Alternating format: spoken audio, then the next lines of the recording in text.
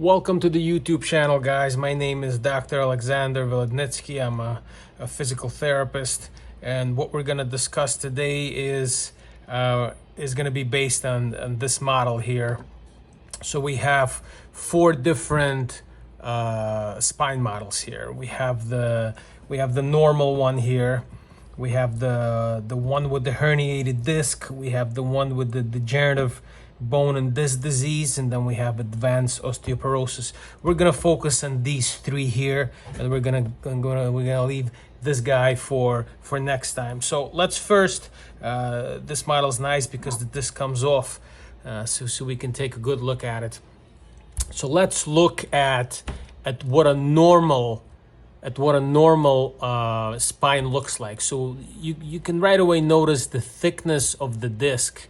Nice and plumb, kind of like a jelly donut. You have this is the disc itself, and then you have the inside of the disc, which is the nucleus pulposus, and that it keeps the disc nice and nice and bouncy, so that way it provides cushioning in between your vertebra. When the disc is nice and plumb, the spacing in between the vertebrae is maintained, and then you have the nerve that exits in between the foraminal space here. There's plenty of space for the nerve to exit. You're gonna see in the other models that as this space narrows, this nerve gets impinged. Okay, and there's other problems that can happen where the nerve gets impinged, and then we have what's called sciatica. Or radiculopathy of the back. This is specifically a lumbar spine model. So now that we look at what a normal disc looks like, the center here is the spinal cord, and the nerves that go into the legs, they come off the spinal cord. So now let's look at the next model. So the next model is the herniated disc. So if you think of the disc as the jelly donut, the inside is the nucleus pulposus, is the jelly itself. Sometimes when you have too much pressure or when there's an injury with some twisting of the back, this jelly leaks out.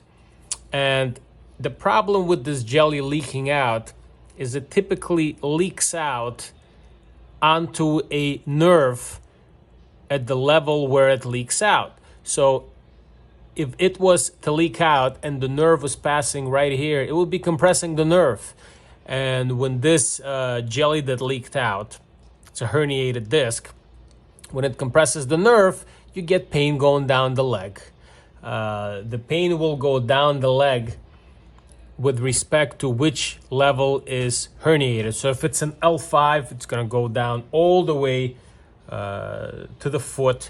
If it's L1, it may go down as far as the front of your thigh, maybe the back of your thigh, typically the front. And so let's move on to the next one. So now we have a disc that has been degenerated. You could see how thin it is compared to the normal thickness of the disc. And you can see some bone spurring that goes over the disc. So now looking at it from the sides, we have, because this space, which we mentioned before, this space here is no longer maintained, and part of the disc has herniated into that space. This nerve, which goes down the leg, it's being pinched very badly, okay? So now, what do we do about this, right? There's quite a few treatments to be done. One of them is physical therapy, which is what I do. And for the most part, for about 95% of cases with a herniation, with conservative treatment, eventually this disc heals. It either goes back into the center or it scars over and it no longer compresses the nerve. In some cases, you have to get an epidural injection, which is a steroid, takes away the inflammation in the area, and the disc goes back. Or, in even lesser cases, you have to get a surgeon to go in there and clip this part off so that it doesn't compress the nerve. That is a bit more invasive. So hopefully that was helpful and that was educational for you guys. Next time we're gonna discuss the advanced osteoporosis model. If you have any questions, please feel free to comment below the video and leave a like if this has been useful to you. And thank you very much for tuning in.